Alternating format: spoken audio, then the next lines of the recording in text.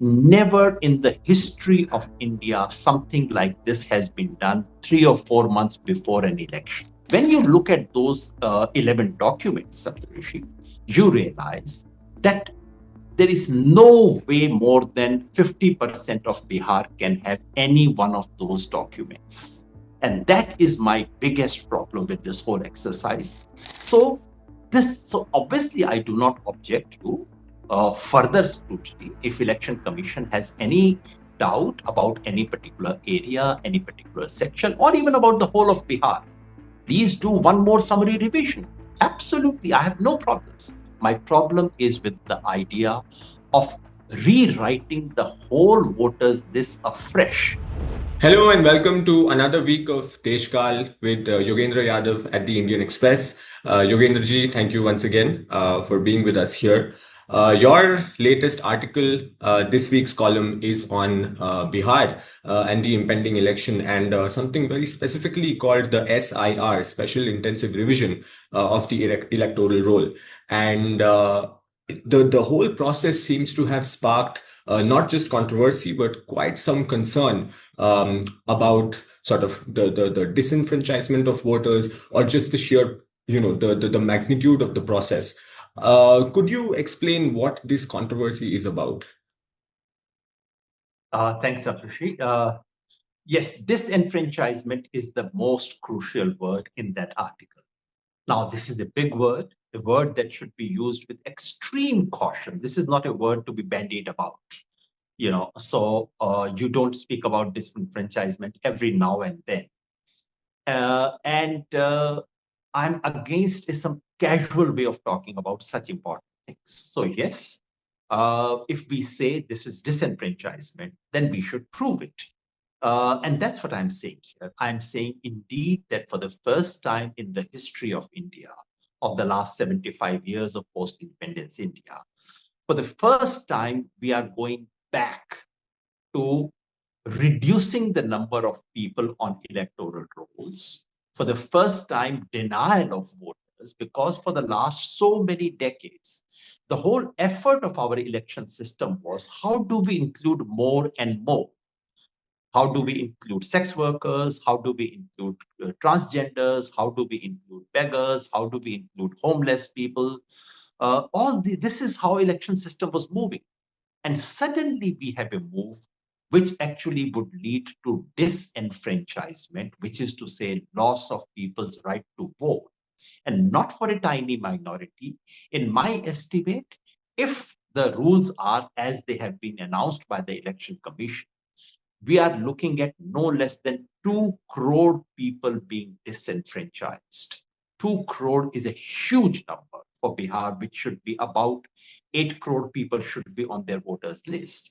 We are speaking of something staggering here. So no wonder there is a concern. No wonder there is a controversy. I mean, this is a tsunami. This is an upheaval. There should be concern about it. But, sir, then sort of your critics or people on the other side of the aisle would say that is this not just sort of a periodical process of the updation of the electoral roll that the EC should be doing? What do you say to sort of a rebuttal like that?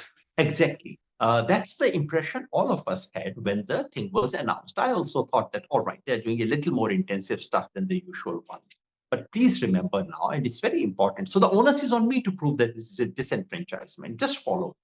Number one, this is not a routine or even unusual, extraordinary revision of voters' list. This is a de novo writing of electoral rolls, which is to say, your name was there till yesterday, but now it doesn't matter. We are going to write electoral rolls afresh.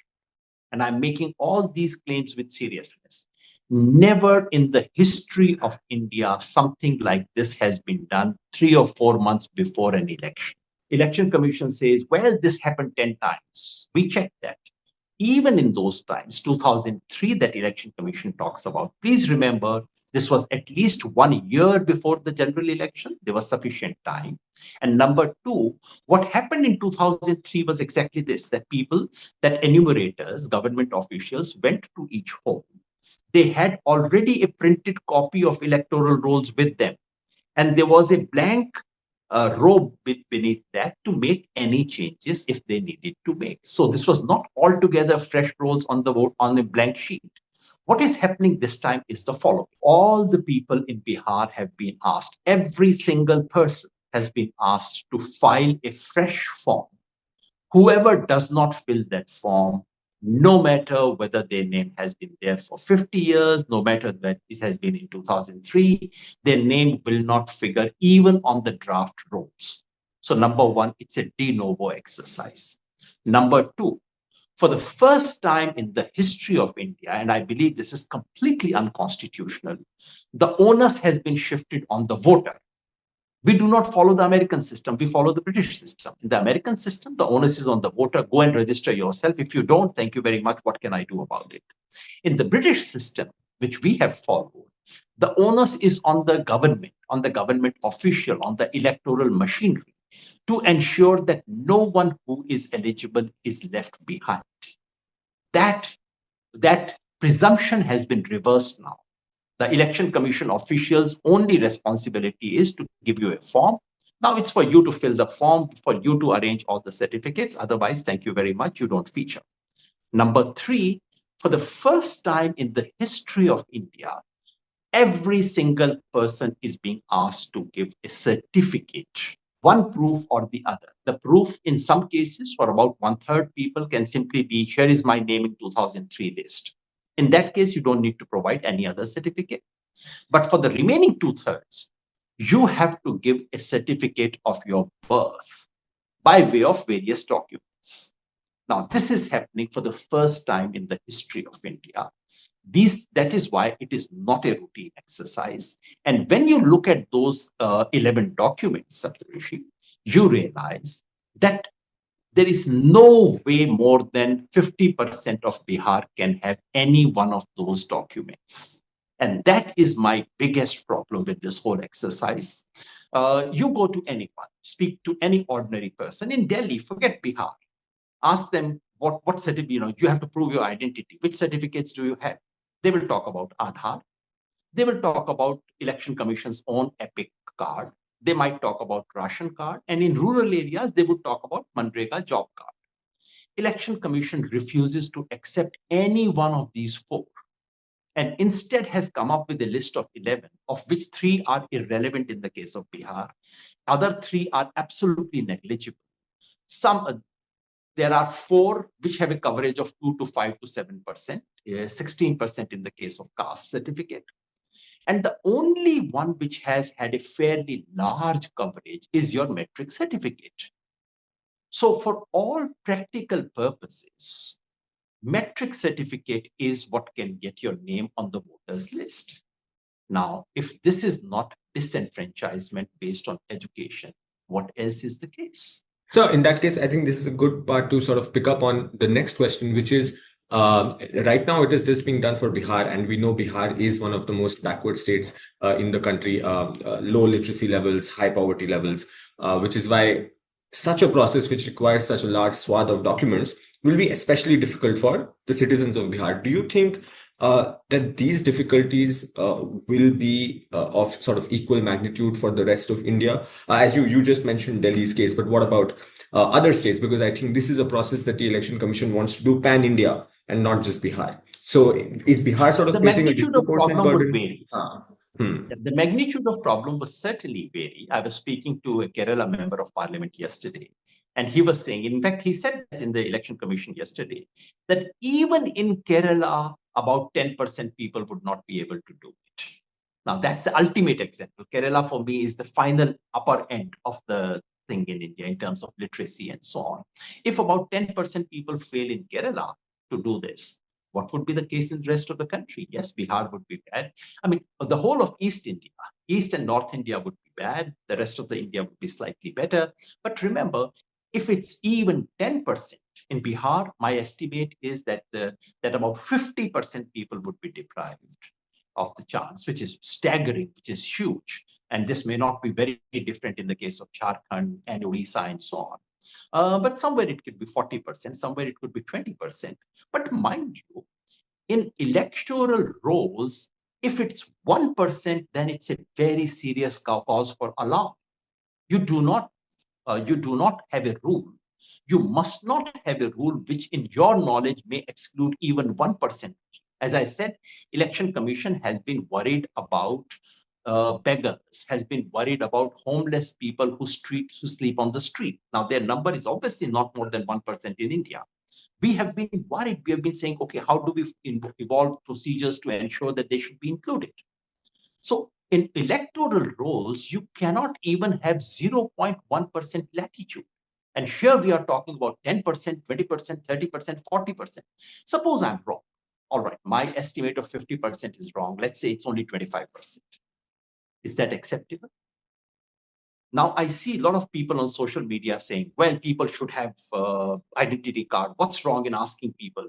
Sir, what is wrong is that the Indian state, which is responsible for giving identity papers to the people, has failed to do so.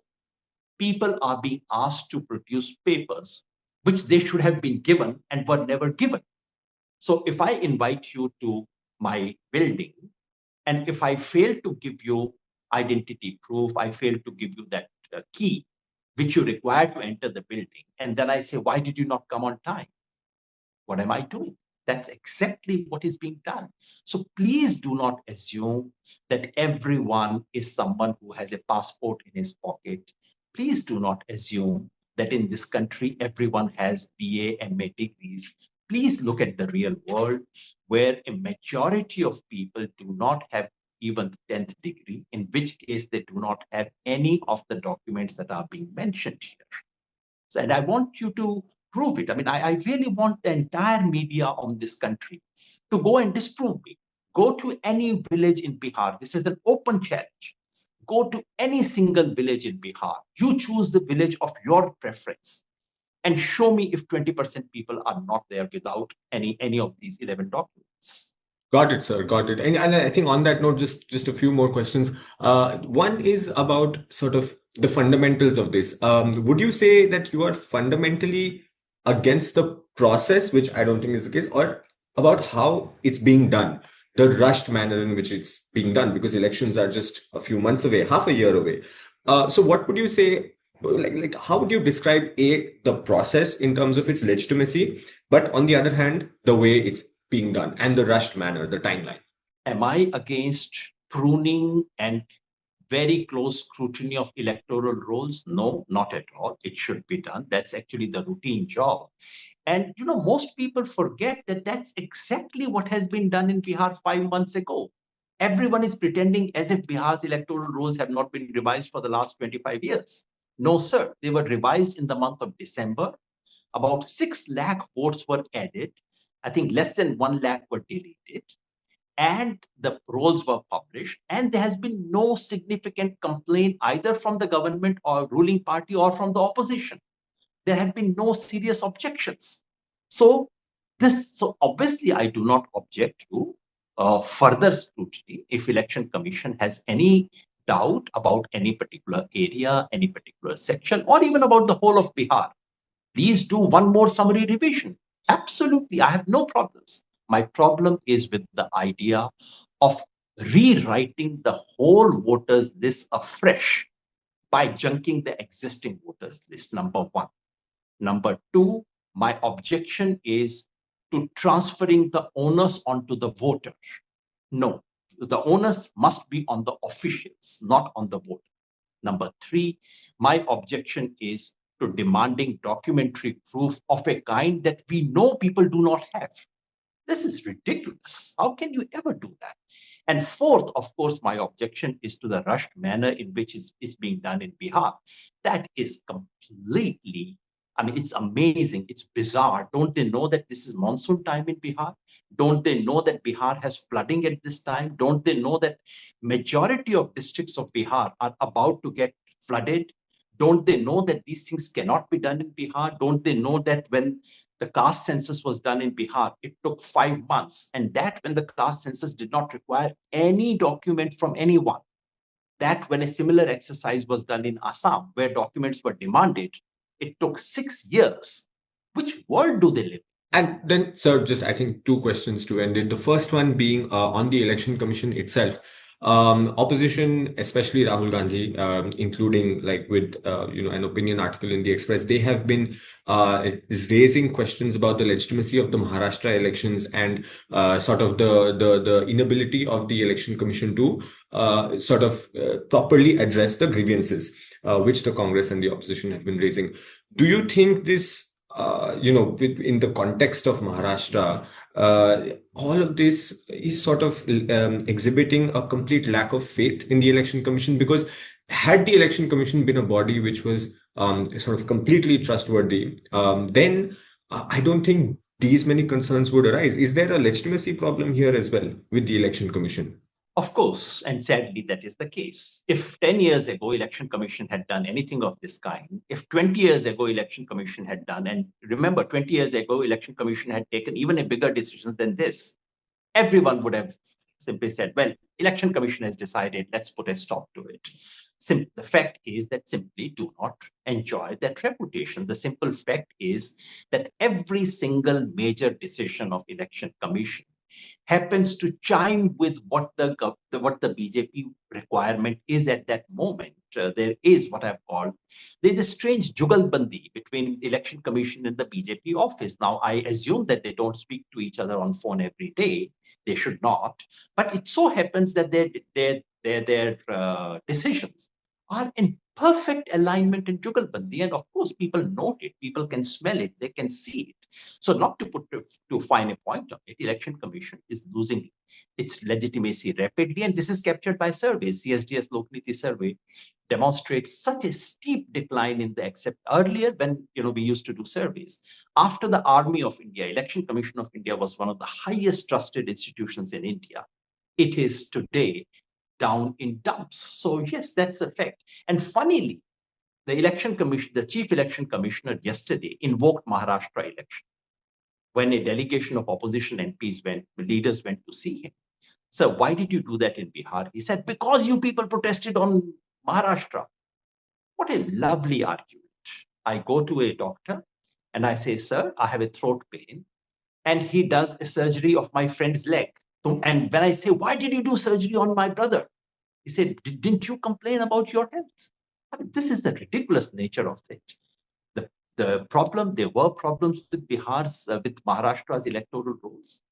Yes, if the election commission thought that there could be similar complaints about Bihar's electoral rolls, election commission could have ordered a special summary revision, which is to say, review the existing list once again, go through that with a tooth comb, do it. What is the need to rewrite it again? What is the need to demand certificates? What is the need to put the onus on ordinary people when you know that half of them cannot beat it? Thank you, Yogendra. And just one last question, which is about the conclusion of your article. And if our viewers haven't read it by now, they really should, because then this video will make sort of even more sense and meaning. You concluded your piece by saying that you hinted at the possibility that this process might be scrapped just because of the impracticality of it. Could you elaborate more on that? Where do you see this going in the next few weeks? I don't know if it will be scrapped. I'm saying there are only three possible consequences. One consequence is that election commission goes ahead, blindfolded, like a steamroller, completes this without any change, in which case more than 2 crore people would be thrown out. The second possibility is that election commission does exactly what happened during demonetization. Every second day, a new circular. Now we are allowing this. Now that particular certificate would be allowed, which they have already done, incidentally. On 30th of June, they have already made the first amendment without calling it an amendment. In a press release, they have amended the rules. So that drama can unfold, in which case things can get easier and somewhat messier.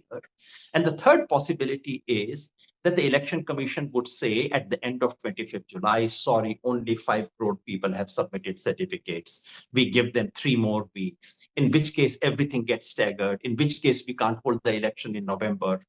That's another possibility. We don't know which one would happen, but all three possibilities are bad for democracy, bad for our country, bad for Bihar.